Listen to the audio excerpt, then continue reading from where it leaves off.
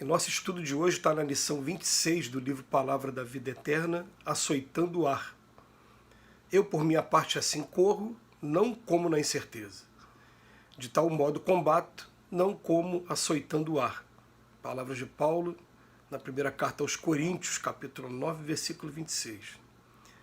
Definindo o trabalho intenso que lhe era peculiar na extensão do Evangelho, disse o apóstolo Paulo com inegável acerto.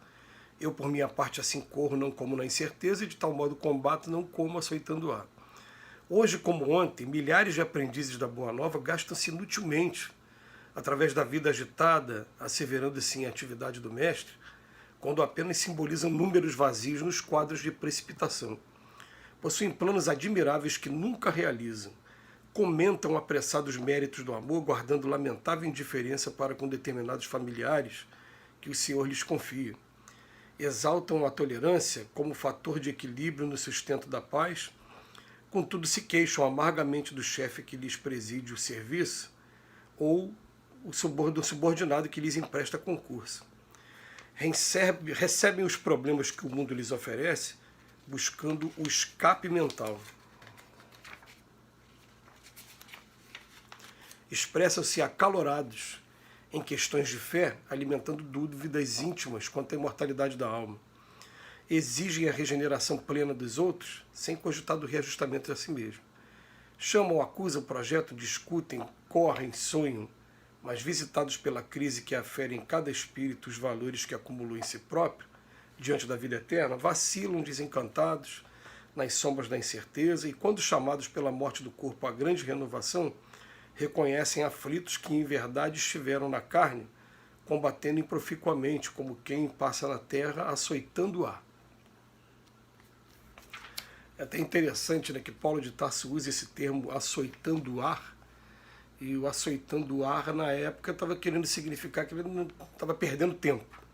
Hoje o açoitar o ar é comemoração, principalmente no jogo de futebol, né, quando o pessoal faz o gol, daquele, né, o açoite no ar. Mas o simbolismo que Paulo de Tarso está querendo trazer para a gente, ele está querendo dizer o seguinte, falar, eu, da minha parte, eu estou correndo, mas não estou na incerteza, não estou sabendo o que eu estou fazendo. Né? E o Emmanuel aproveita essa frase de Paulo para chamar a atenção para todos nós sobre alguns detalhes que são muito importantes, porque os espíritos estão o tempo todo lembrando a gente. Ele fala para a gente, olha, tem um monte de gente aí que parece que está se dedicando muito para a religião, fazendo estudos diários, fazendo vídeos, fazendo palestras por aí. Parece que estão se dedicando muito, mas simbolizam números vazios no quadro de precipitação. Por quê?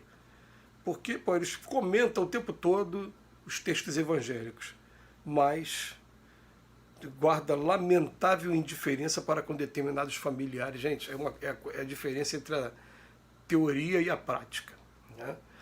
De que adianta a gente estar aqui trabalhando os conceitos doutrinários, enquanto que a prática, que está sendo... Quem é o mais próximo meu? O mais próximo meu é a minha família consanguínea. Minha família consanguínea vai estar representada na figura dos meus pais no primeiro momento, ou daqueles que fazem papel de pais, daqui a pouco na figura do cônjuge, depois na figura dos filhos. Né? Então o que acontece? De que adianta a pessoa querer, a pretexto de estar se dedicando a uma atividade religiosa, acabar negligenciando a atenção e os cuidados que deve ter com a família? Vamos lembrar mais uma vez que no livro Um Terço da Vida, escrito pelo espírito Hermance Dufour, tem uma mensagem que foi muito profunda, que vem falando assim de muitos espíritas, aí vamos falar aqui da nossa religião, que estão desencarnando mal, chegam do outro lado, né? E aí, se dedicaram muito à causa e não se dedicaram à própria família.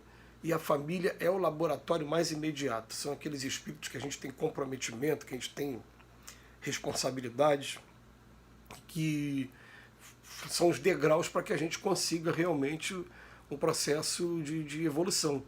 Se a gente começa a ficar só na teoria e deixa a prática de lado, a gente acaba comprometendo todo o nosso planejamento aqui nesse mundo. Depois ele vem falar assim, ó, exaltam a tolerância como fator de equilíbrio, mas o tempo todo se queixam do chefe ou do subordinado quando ele está na posição de chefe que lhe empresta concurso. É claro que isso aqui vamos estender, né, a palavra chefe, os nossos governantes também. Porque parece que tem gente que o tempo todo conseguiu encontrar uma bengala para justificar todos os males que acontecem com ele. É tudo culpa dos governantes. É culpa do presidente, do atual, do anterior, é culpa do governador, é culpa do prefeito. Tudo, é fácil a gente jogar a culpa o tempo todo para alguém, né? E é tão interessante que tem um deslizamento de terra. E normalmente esses deslizamentos de terra trazem vítimas, trazem dor. Aí depois que caiu, o pessoal, cadê o poder público que não verificou aquilo? Gente, o poder público tem condições de verificar aquilo que está muito visível, muito patente, mas tem coisa que você não vai conseguir verificar assim não. Não tem como você tá, mas tem que achar um culpado, né? Então bota a culpa no governo, no poder público. Aí recebe os problemas do mundo, que o mundo lhe oferece, mas buscando o escape mental. O problema vem, mas eu quero buscar nos prazeres da carne, nos prazeres da gula, nos prazeres do sexo, nos prazeres do... eu quero entorpecer para não prestar atenção nos problemas. E depois ele bota aqui também, né? Expressam-se acalorados em questão de fé, mas muita gente alimenta umas dúvidas íntimas quanto à imortalidade da alma. Né? A gente procura até estar lendo, né, o tempo todo com frequência informações sobre o mundo espiritual, como é que deve ser, o que a gente vai encontrar quando a gente chegar lá, né? O que a gente merece pelo caminho. Mas as dúvidas ainda ficam muito grandes. Tem gente que vai falar de Deus, vai falar de fé, mas quando vai falar de imortalidade da alma, e olha que eu não estou falando nem de... Aqui não está falando só da imortalidade. Não está falando do que vai encontrar, porque aí o que vai encontrar, cada um vai trazer um relato diferente, né? Depois ele fala, exigem regeneração plena dos outros. Quem trabalhar comigo, quem estiver comigo, tem que ser perfeito. Mas não observa os defeitos nele também. Então são problemas que vão acontecendo, que clamam, acusam, projetam, discutem, correm e sonham. É claro que o Paulo de Tarso, ele fala dessa maneira, ele não constituiu a família.